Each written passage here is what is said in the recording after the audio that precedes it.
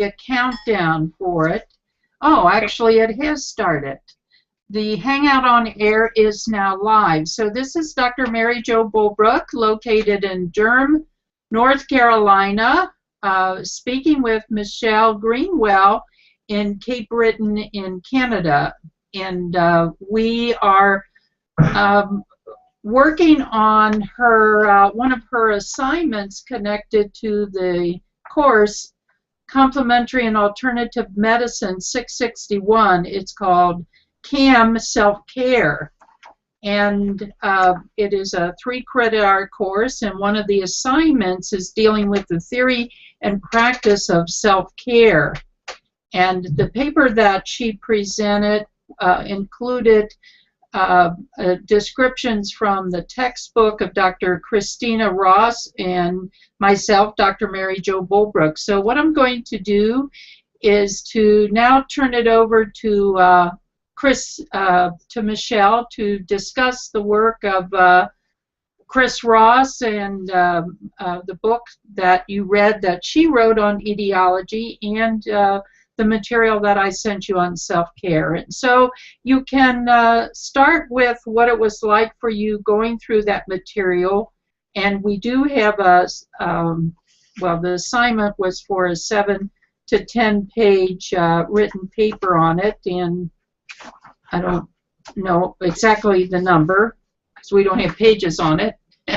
But yeah, what was that assignment like for you in completing it, Michelle? And what part stood out that you liked best about the work that you studied?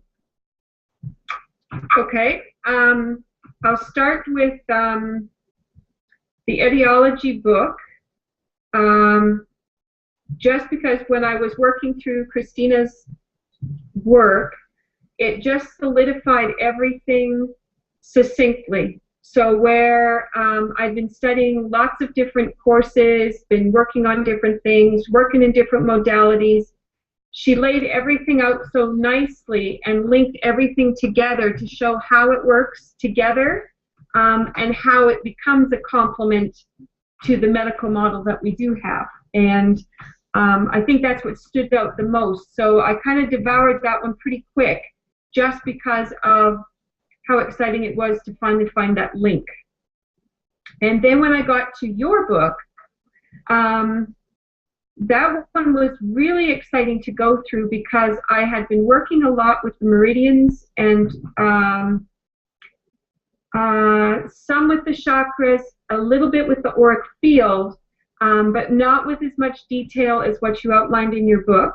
And then I was even more excited when I got to Soul Star, Earth Star, the hairline, and bringing that all together. And for me, that was definitely the starting place of where the healing needed to occur. So the succinctness of what Christina was saying with it starts in your energy field for disease, and if you don't pay attention to the energy field, it eventually works its way through emotional, mental, and down to physical. And just having that extra detail from you about the hairline and those external parts of healing that works into the energy field, that helped to link everything up. And that's made my work a lot more powerful with working with clients, because now I can start from the full picture, and I can start on the big picture, and then I can work in and I can come into more finite detail. And so I enjoyed that. And when I worked through the entire workbook, it's quite an exercise for working through on a topic for yourself, and it was pretty in depth. So I felt pretty thorough by the time I finished, which was kind of nice, because working on yourself can be a challenge. And I really enjoyed being able to draw and being able to use pencil crayons, and even though I draw stick people, being able to really get my pen on the paper, because that's how I really like to work. And that was really fun to be able to put that all together. And I've gone over my notes several times, and each time I read it, I learn more about what I did do in that process. So So it was a really beautiful exercise, and I loved reading through both books, and I loved putting the whole thing together. Great. Do you think that it is a good combination to put the two books together? Yes, absolutely. Yeah. Well, Chris is going to be pleased to hear that, and I will recommend to her that she listens to this video that we're testing out, because I'm on Google Plus, which is affiliated with Akamai University. I entered Google Plus through my Akamai University account, and you're on Skype, where I'm seeing you. You're in a small video because and I take up most of the page, and that's because we're in two different systems. And I am recording, though, through Google Plus. And part of what I want to do is help teach you how to work with these different mediums. Skype is very much well used, and I know it has video capability as well, but I don't actually have that set up yet. And so you're learning how to, in addition to work with Google Plus and Hangouts online. So I would suggest that you take time to try that on your own. Experiment with it, just like you were talking about experimenting with PowerPoint.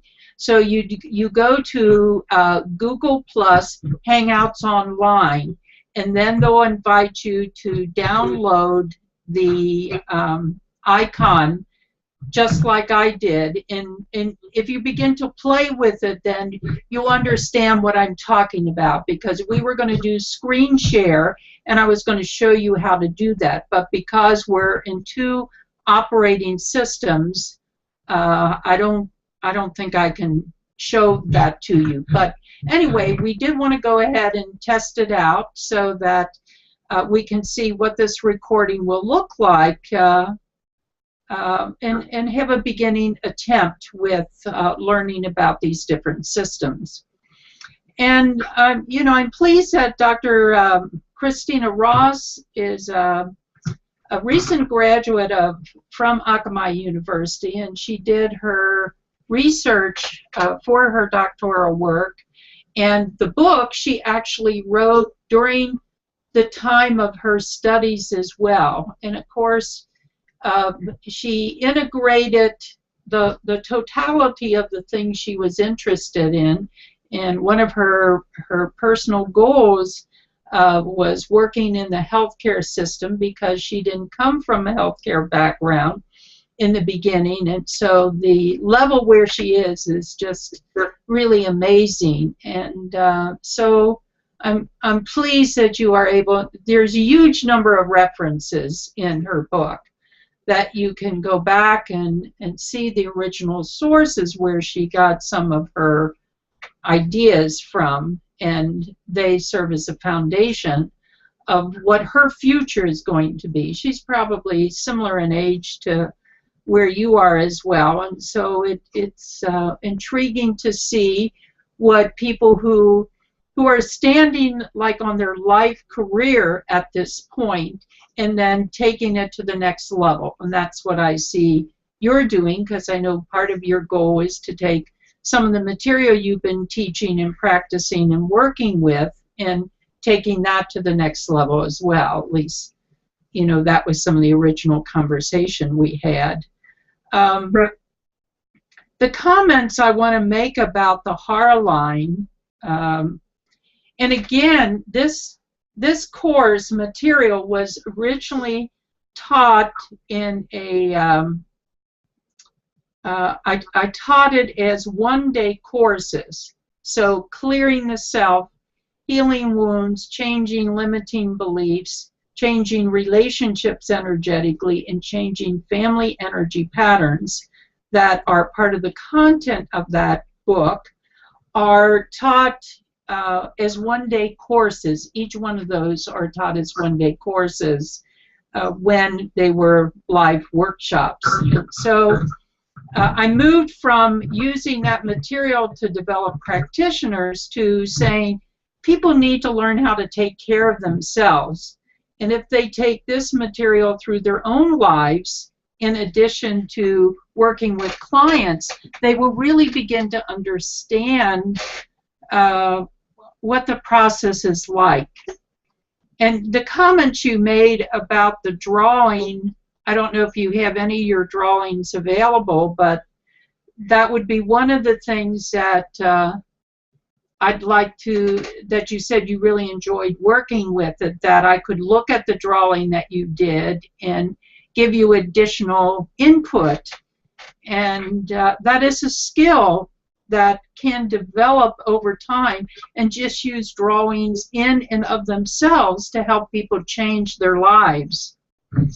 And I reminded how I was first influenced by the drawing piece was I did a lot of work with cancer clients and studied Bernie Siegel. It probably maybe in the 70s or 80s, and I don't know if you're familiar with his work. He's a physician.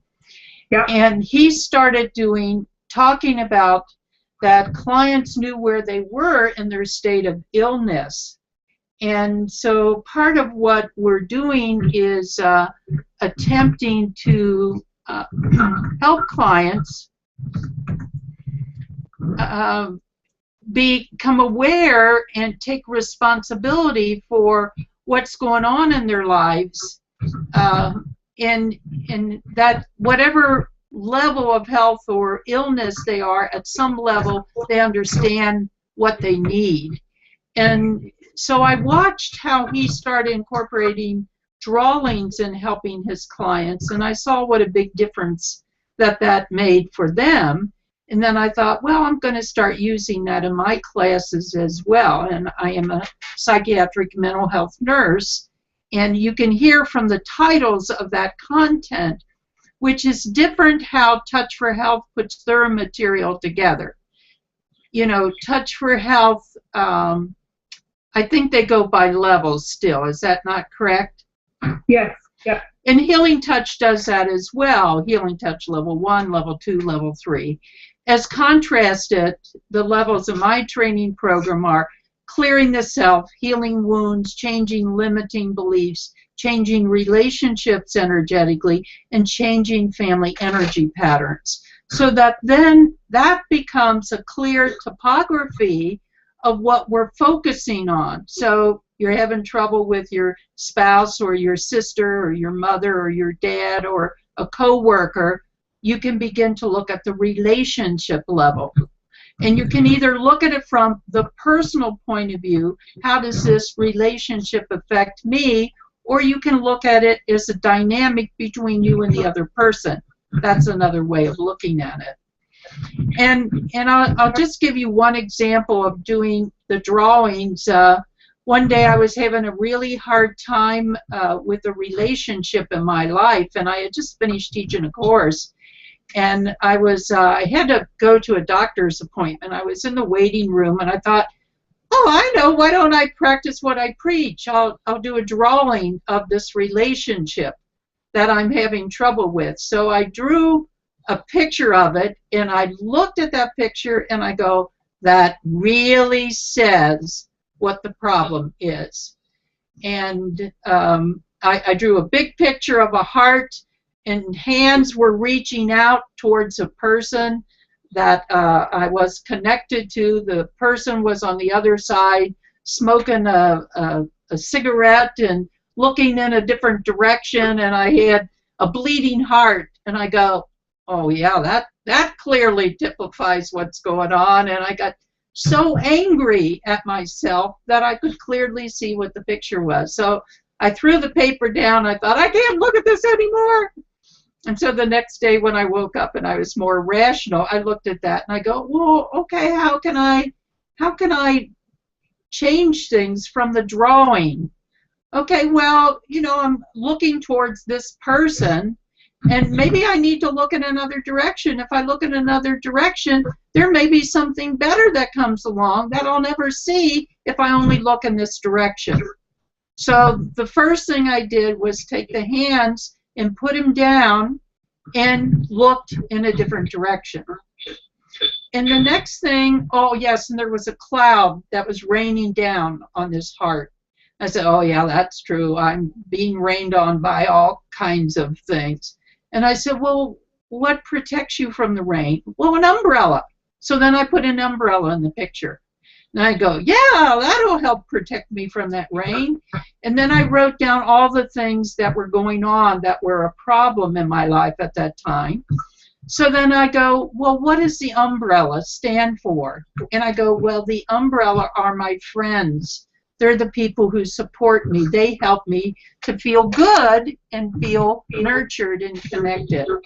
You see where I'm going with that? So then the drawing, when I went back to solve the problem through the drawing, it became a vehicle for me to gain insight about what I needed to do to deal with what that issue was going on in my life.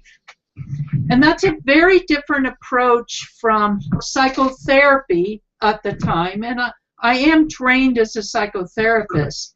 And what it is, it helps people to discover things for themselves. So that's what I'm asking when I want to hear that, and you already did address it from your experience, that you enjoyed drawing. And one of the reasons why we work with crayons or colored pencils, that's what little kids start their life out with. One of the first things we have little kids do is draw. And it is a tool that people can relate to when they don't have to think of, oh my God, I have to do a drawing that looks pretty and somebody's going to critique it. It has nothing to do with that. It's a drawing that just represents what's going on inside of you, and you bring it forward. Yep. So at this point, you know, if I had pre-warned you, I would have you talk about any specific things, either with your drawing for yourself, and one of the other assignments is working with application of what you have learned working with a client and doing the drawings as well. And do you have any questions about that assignment? Nope, that one I was able to do it twice actually. I had my daughter had gotten herself so stressed out that she ended up with a very bad cold. So I used all the tools long distance with her. And then another person that's kind of like my second daughter, she ended up with mono. And so I said, okay, let's go with this. And so I worked with her energy field, and I took very extensive notes going through all the things that were going on in the fields with all of the details from your work. And then I gave her the assignment of doing the drawings, and then I sent her what I had realized through the work and what I had noted. And she's 18, so she's stuck in a place where she's not quite ready to be an adult, but sometimes she's more adult than adults are. And so she's trying to find where her voice is and what her limits are and those kinds of things. And so some of the things I had observed as I went through the energy field pushed the buttons that she was trying to not go towards, and she couldn't avoid them anymore. So one of the things I had said was, you need to go find a place to shout and shout loud and clear.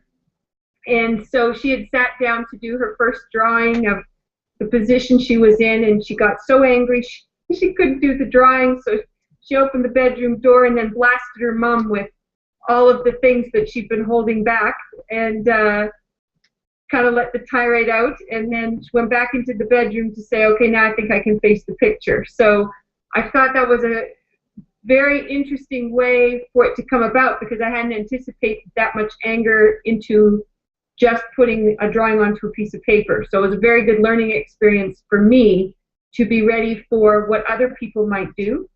But it was also a great insight because she's a very intuitive person, and she has a lot of great healing skills herself. And to be able to see how badly she had wound it all up inside of her and couldn't walk forward.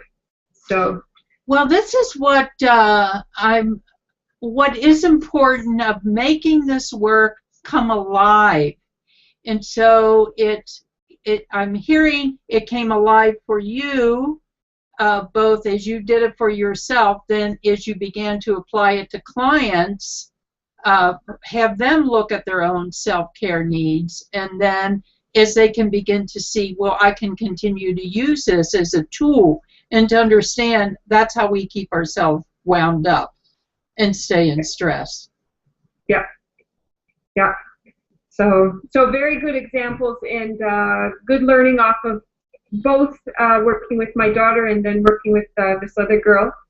And then I've applied the tools a couple more times. And I haven't heard feedback yet, so I don't know how they've worked out. But they were a good tool to work with. And then again, to be able to take the energy field from the outside and work in also made it very valuable for being able to assess where somebody's at.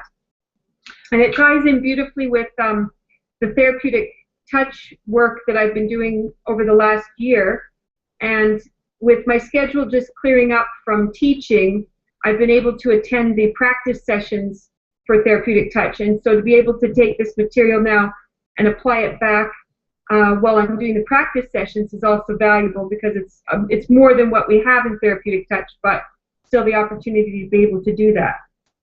Well, this is what, over the years, as I've studied a variety of different modalities as well, and therapeutic touch was one of those. And, when I would learn new things, it's like, well, do we abandon the other stuff that we learned? Just like Touch for Health was one of my first energy-based modalities. And, it's not an either or, it becomes an and. And how does that body of knowledge contribute to what you do? And when I first learned, and I think I've shared this with you before, when I first learned Touch for Health from Dr. John Thie, who created it, who was a colleague and friend of mine, I became aware of the power of just that information. But then I got involved and started focusing on healing touch, which doesn't use meridians at all. And so I kind of put that on the back burner. And then after a while, when I was seeing a client, it was like, oh, no, I need to go back to that meridian work. Because if you're talking about physical challenges, meridians are the key things that hold in the physical aspect of what's going on for a person. And adding that body of knowledge is essential. And, the interesting thing, if you don't even know about a particular body of knowledge, let's say you don't know about meridian knowledge, or you don't know about Heartline, because we are a unified whole and you do work on something, it does begin to influence the other aspects. Although if you don't deal directly with it, it can not stay clear. And that was my understanding about the Heartline information that you brought up. That is another critical point. When that, I studied therapeutic touch first, then Touch for Health, then healing touch, then energy psychology, and my own work as a psychotherapist. It's like blending all of that together that created a unique way of how I delivered the care that I did to other people. And that's like what you're doing as well. The total synthesis of all the background that you bring, it's like pulling from that to use for different clients in different situations. And that's where we're heading with that. And why this self-care course is such an important piece. What we wanted to do with it is to have the person understand their own self-care needs. Then you can begin to know ways on how you need to help and influence others. And my goal, even though I was focusing on my own work and Chris Ross's, I wanted you to become sensitive, and you and I have had a number of conversations already about the work that you do currently that is self-care. So I can see you adding some of that background material, although I didn't, I think I had an objective. I didn't make it as clear enough, though, is I could see you adding more things to the other things that you do, how they all add together. And if I would say one of the pieces that was missing, that's what, like, to me, this is a beginning start of it. It's like needing to learn these two things, and now it broadened your scope, and then I can see the next piece is where you start to pull all of that together and create a unified whole for what it is that you do. You know, where you're heading, how you're putting them all together. Yeah. And the other thing I want to make a comment about, because you kind of said it casually, but it's not a little point, it's a big point. It's doing this work long distance. So I want to hear some comments about, have you done much long distance work over the internet with clients? And what was it like? If you have, what was it like before, and what is it like now? Yeah, I've done lots of work long distance, and I've got, my whole family lives on the other side of the country, so a lot of what I've done as I've been practicing tools is, you know, worked with them. So has it helped? Definitely. When I sit down to focus in on a client, and I can build a whole picture, and I can focus in where I don't have any distractions, it's very, very powerful to be able to take all this material and have it, like you said, come succinctly into a whole. And I think it's even more powerful for me than when the client is in the room, because then I have other distractions, you know, maybe what they're talking about or what's going on outside the room, or I have lots of other tools that I might be using at the same time, and those can become a distraction to the absolute message. So for me, I think it's even more powerful to be able to do it long distance. And this brings up another point. The reason why we have a required ethics course associated with our training program in CAM is because the ethical components, in particular like long distance healing, the rule books that we currently use in the mental health or physical health field don't quite cover it, nor do the insurance companies know how to cover it, nor do they know how to cover it from the point of view you're talking about across country. So you're dealing with different provinces in Canada, but then when you think about dealing with different countries, there are times I work with people in another country, and it's like, wow, you know, what are the components that deal with the safety of people from across the world? Which is the same as true if somebody's actually sitting in your room, but it includes other kinds of things that we hadn't thought of before. Yes, definitely. And that's why I want to sensitize to people to understand the energetics. And like the opening comment I made to you when I talked about I'm driving in the car and I have a friend and colleague call me from Nigeria, and I answer the phone. We're carrying on a conversation about his personal situation on the other side of the world. And it's like in live simultaneous time frame. And it's different when, you know, I'm in my 70s, so it's very different when I remember our old, before cell phones, before you had plug-in phones, and when you called another country, what that was like, and the reception and how long it took. And I go, oh my, we are in a very different kind of frame of reference. What has held true as our knowledge base about the energy system become clear, we begin to apply that body of knowledge and look at what the implications are. So that's really amazing. Well, is there anything else that we probably have been talking close to an hour now, so we might want to bring this segment to an end, and we could still stay online to turn the stop broadcasting off. But is there anything else you would like to share about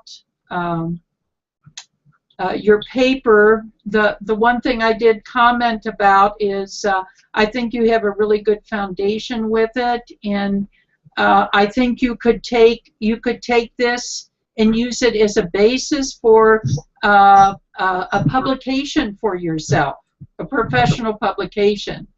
And you might want to add the other audiences that you work with that include Tai Chi or Touch for Health or even the dance work, and how you would take what you've started here, expand on it, either get it published in a professional journal related to the work that you do, but taking it on to another kind of level is what I want to introduce you to. Okay. And the first step was learning the information, applying with it, and getting used to it, and working it with it from different dimensions. And I think from a self-care point of view, and when I look at the objectives for this course, explore your own energy system, then describe the key concepts and demonstrate concepts on working on a client. It sounds like you pretty well have captured it with this new material. Does that sound right to you? Do you feel you have? I think so. I look forward to playing it with more so I can really really get into the meat of it. But yes, definitely from a starting point, you know, I jumped in and it works easily. So. Well, one of the things, were you able to do the chakras and the 7 layers of each one of the 7 chakras? Yeah, and that was really beautiful and powerful to think about the chakras as having 7 layers instead of just being a center. Right. And so that was powerful. And also with my Tai Chi, I've been trying to link up what the chakras mean to all of the meridians, with the extra meridians, and also with the gates and the dantians. So it gave me another way to solidify some of that information as well. So excellent. I look forward to seeing how you begin to integrate this. And can you see how this was really a good way to start your career, your university career, with looking at the specialists and the courses that I've put together, that how they can kind of help tie together where you're heading. They're not extraneous courses to just please an academic. They're intended to give you some missing pieces. Yeah, no, it's beautiful, and it's like I've got you know, like a notebook in each area, and I know eventually the notebook will come to one, but right now it's, you know, adding pieces and deleting and moving things around, and it's very fun. Very fun to play. Great. Okay, well, why don't we stop the broadcast for now, and then we'll stay online and talk some about the other assignment. Okay. Sounds great. Thank you.